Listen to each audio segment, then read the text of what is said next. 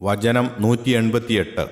വലാറ്റ് കുലു, നിങ്ങൾ തിന്നരുത്, അംവാലക്കും, നിങ്ങളുടെ സ്വത്തുക്കളെ, ബൈനക്കും, നിങ്ങൾക്കിടയിൽ, ബിൽ ബാത്തിലി, അന്യായം വഴി, വതുദ്ലു, ഇട്ടുകൊടുക്കുകയും സമീപിക്കുകയും, ബിഹ, അതിനെ, അതുമായി, ഇലൽ ഹുക്കാമി, വിധികർത്താക്കളിലേക്ക്, ഭരണാധികാരികളുടെ അടുക്കൽ, ലിതഅ്കുലു, നിങ്ങൾ തിന്നുവാൻ വേണ്ടി, ഫരീഖൻ, ഒരു വിഭാഗം, മിൻ അംവാലി, സ്വത്തുക്കളിൽ നിന്ന്, ധനത്തിൽ നിന്ന്, അന്നാസി, മനുഷ്യരുടെ, ബിൽ ഇസ്മി, കുറ്റകരമായിട്ട്, തെറ്റായിക്കൊണ്ട്, പാപമായി, വ അൻതും, നിങ്ങളോ, തഅലമൂൻ, അറിയുന്നുതാനും.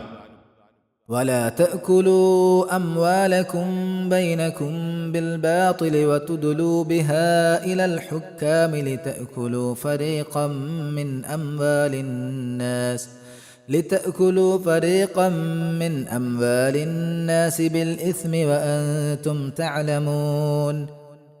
നിങ്ങൾ നിങ്ങളുടെ സ്വത്തുക്കളെ നിങ്ങൾക്കിടയിൽ അഥവാ തമ്മിൽ അന്യായമായ വഴിക്കു തിന്നരുത്.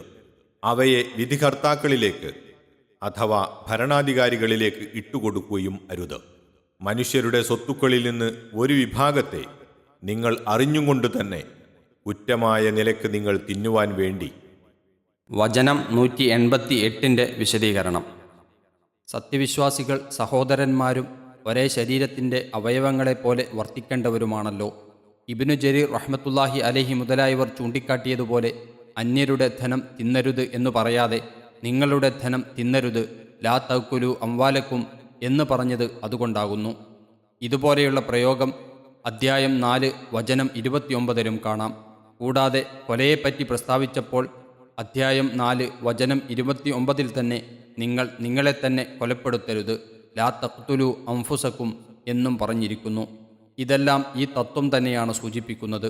അനുവദനീയവും ന്യായവുമല്ലാത്ത ഏതൊരു മാർഗത്തിലൂടെയും ഒരാൾ മറ്റൊരാളുടെ ധനം കൈക്കലാക്കുവാൻ പാടില്ലെന്ന് മൊത്തത്തിൽ പറഞ്ഞ ശേഷം അധികാരസ്ഥന്മാർ മുഖാന്തരം മറ്റുള്ളവരുടെ ധനം കൈക്കലാക്കുവാൻ ശ്രമിക്കുന്നതിനെക്കുറിച്ച് പ്രത്യേകം നിരോധിച്ചിരിക്കുകയാണ്. വിധികർത്താക്കളിലേക്ക് ധനത്തെ ഇട്ടുകൊടുക്കുക എന്ന് പറഞ്ഞതിൻ്റെ ഉദ്ദേശ്യം അന്യൻ്റെ ധനം കൈവശപ്പെടുത്തുവാൻ സാധിക്കുമാറുള്ള വിധിയും സ്വാധീനവും ലഭിക്കുവാൻ വേണ്ടി വിധികർത്താക്കളെ സമീപിക്കുക അഥവാ അധികാരികളുടെ മുമ്പിൽ കള്ളക്കേസ് സമർപ്പിക്കുക എന്നും പ്രസ്തുത ആവശ്യാർത്ഥം അവർക്ക് കൈക്കൂലി കൊടുക്കുക എന്നും ആകാവുന്നതാണ്. രണ്ടായാലും ഫലത്തിൽ ഒരുപോലെ തന്നെ. ധനം കൈക്കലാക്കുന്നതിനെ ഉദ്ദേശിച്ചാണ് തഅ്കുലു അഥവാ തിന്നുക എന്ന് പറഞ്ഞിരിക്കുന്നത്. അത് കേവലം നിന്ദ്യവും മൃഗീയവുമായ ഒരു നീച സ്വഭാവമാണെന്നുള്ള സൂചനയാണതിൽ അടങ്ങിയിരിക്കുന്നത്. അന്യൻ്റെ ധനം വഞ്ചിക്കുകയോ ആക്രമിക്കുകയോ ചെയ്യുന്നതിനെപ്പറ്റി പറയുമ്പോൾ മലയാളക്കാർക്കിടയിലും തിന്നുക എന്ന വാക്ക് ഉപയോഗിക്കാറുണ്ടല്ലോ.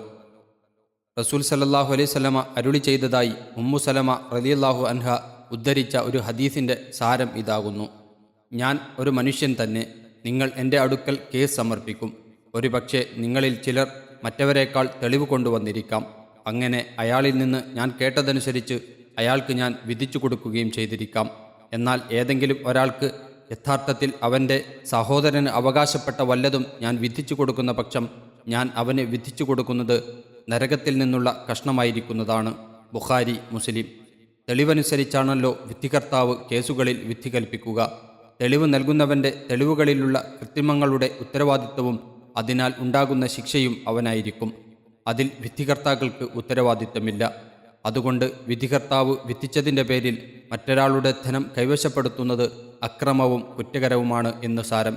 നബി സല്ലല്ലാഹു അലൈഹി വസല്ലമ തിരുമേനി വിധിച്ച വിധിയുടെ സ്ഥിതി പോലും ഇതാണെങ്കിൽ മറ്റുള്ള വിധികർത്താക്കളുടെ, അവർ ഇസ്ലാമിക നിയമമനുസരിച്ച് തന്നെ വിധിക്കുന്നവരായാലും ശരി, വിധിയെക്കുറിച്ച് പറയുവാനുണ്ടോ? ഇന്നത്തെ കോടതികളെപ്പോലെ തെളിവുകളിലും വിധികളിലുമെല്ലാം തന്നെ ഇസ്ലാമിന് നിരക്കാത്ത നിയമ നടപടികൾ സ്വീകരിച്ചുകൊണ്ടുള്ള വിധികളാകുമ്പോൾ പ്രത്യേകിച്ചും, കോടതികളിൽ നിന്ന് വിധി കിട്ടിയതിൻ്റെ അടിസ്ഥാനത്തിൽ മറ്റൊരാളുടെ വസ്തുക്കൾ അന്യായമായി കൈവശപ്പെടുത്തുന്ന ആളുകൾക്ക് ആ വസ്തുക്കൾ മൂലം ലഭിക്കുന്നത് നരകത്തിലെ തീ കഷ്ണങ്ങളാണെന്ന് അവർ ഓർക്കേണ്ടതാണ്. ഇബ്നു ഉമർ റളിയല്ലാഹു അൻഹു പ്രസ്താവിച്ചിരിക്കുന്നു: കൈക്കൂലി കൊടുക്കുന്നവനെയും കൈക്കൂലി മേടിക്കുന്നവനെയും റസൂൽ സല്ലല്ലാഹു അലൈഹി വസല്ലമ ശപിച്ചിരിക്കുന്നു. അബൂദാവൂദ്, ഇബ്നു മാജ, തിർമിദി. അബൂഹുറൈറ റളിയല്ലാഹു അൻഹുവിൽ നിന്നുള്ള മറ്റൊരു റിവായത്തിൽ കൈക്കൂലി വാങ്ങിക്കൊടുക്കുന്നവനെയും എന്നുകൂടിയുണ്ട്. അഹ്മദ്, ബുഖാരി.